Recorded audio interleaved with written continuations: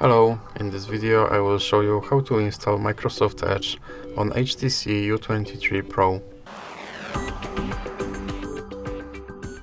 So start with opening Google Play Store and now click on your search bar and type in Edge and then click search.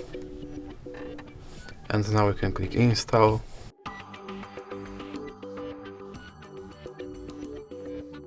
And click open. Now you can click skip introduction, and here you can change some settings of your home page, or you can just click not now. Now you can sign in with your account to sync your data, or you can just click not now. Here you can make your Microsoft Edge your default browser, or you can click not now. And here you have to confirm your data and privacy settings, so click confirm.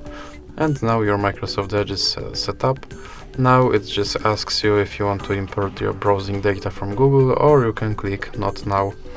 And right now you can use your Microsoft Edge just like any other browser. So that's it for this video. If you liked it, please remember to leave like and subscribe.